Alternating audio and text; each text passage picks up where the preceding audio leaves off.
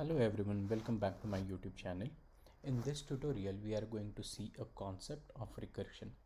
Now, recursion is something that everybody has already heard of, but it is very difficult to actually understand the concept of recursion. And I have seen lots of professional getting confused, or even though people know the concept, they don't know how to implement that or how to actually make use of it. So this tutorial is just to clarify on how it works with a very simple example. The intent is not to basically tell how to implement recursion, because the concept is still the same, but moreover to explain the concept with some simple example, considering and demonstrating the actual work, internals of recursion. Okay, so basically, without any further delay, let's try to understand what is recursion. Basically, recursion is a technique using which you can divide a bigger problem into smaller set of those problems and solve one at a time, basically. Yeah, so that's how we can define the recursion, and in which programmatically speaking it is something in which you make a call to a function, and inside that function you again give a call to the same function.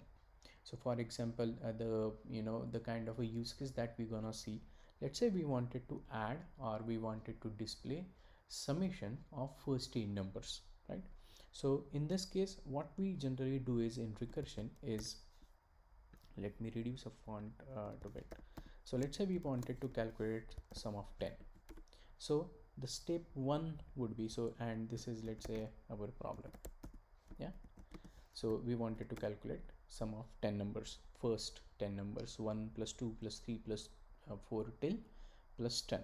Yeah, then what we do is we consider this 10 and we make it sum of 9. Then next step becomes 10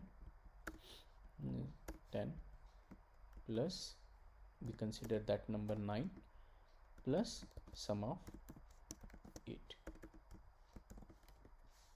So this is the actual working of recursion, that in the sum method, whichever we are going to write, in that method itself we are again calling the same method with, obviously, with some different parameter that has been passed. And in this particular case we are just doing -1 from our main number. Let's say we are storing this 10 value in a variable called as n.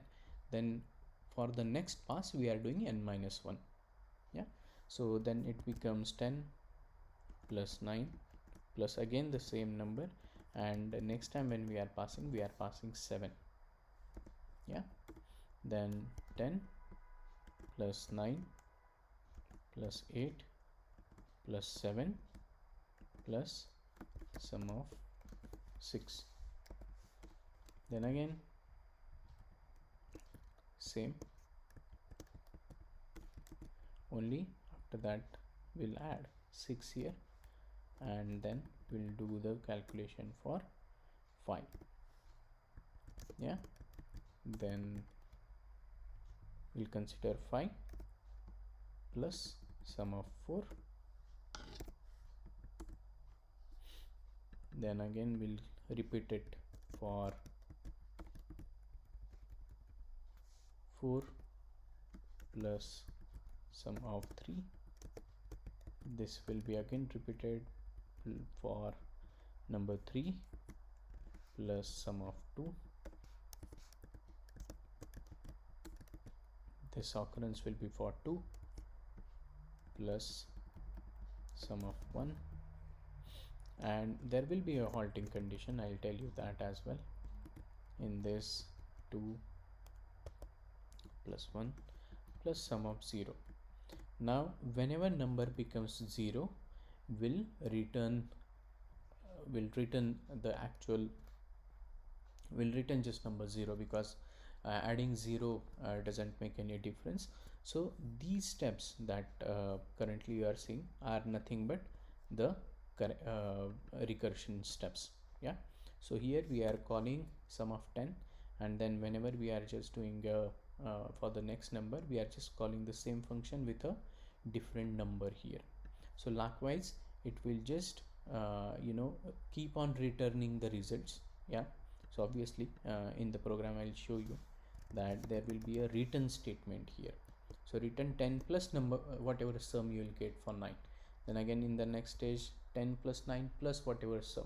So when we come to a number 0 where we are just returning the number 0, no sum of 0, because it doesn't make any sense, and then once we are at this particular stage, it will return the entire summation of all these numbers one by one going into the next state.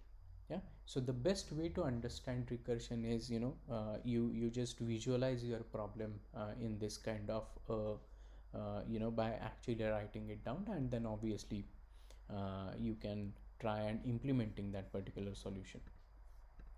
Yeah, so let's try to write some program for recursion. So the program would be, first of all, we'll I do have the program written somewhere. Let me just, yeah, so this would be our program. So basically here we have this main class and we have the public static void main, and here as you can see, for the first time we are calling the sum function, which is here. The actual definition of function is here. We have this sum function, and here we are printing the results. So now let me actually show you the execution of this function. So I am just running this program in a debug mode, and let's see the execution part. Yeah, so we are at this line where we are just calling the sum function for the first time. So I'll call it here. The call will come to the public static int sum function now, which takes one number as a parameter. So I am forwarding the execution. Debugger point, debugger is here. Now here what we are doing is, if k is greater than 0, because 0 is something which we wanted to act as our halting condition. Our program should ideally stop the execution at this point. The reason why halting conditions are important in recursion is it has the same danger, I would say, that if you consider the example of infinite loop, right, where there is a danger of your program doesn't end at any point in time, it just continues its execution all the time, there is no stopping condition. The same situation may happen even in the recursion as well. Since you are just making the call inside a call, your function may get into a infinite condition. So it is very important, we should always keep this particular thing in mind if you are trying to implement the recursion, that you should have one halting condition for sure, because of which your program will definitely stop at some point in time. Yeah, so the halting condition for this particular program is uh, your number if it reaches 0.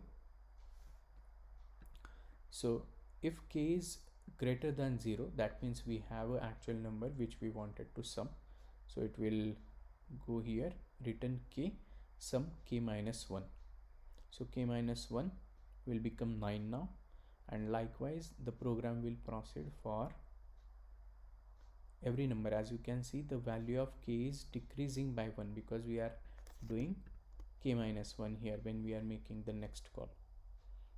So this will continue till the value of k becomes 0.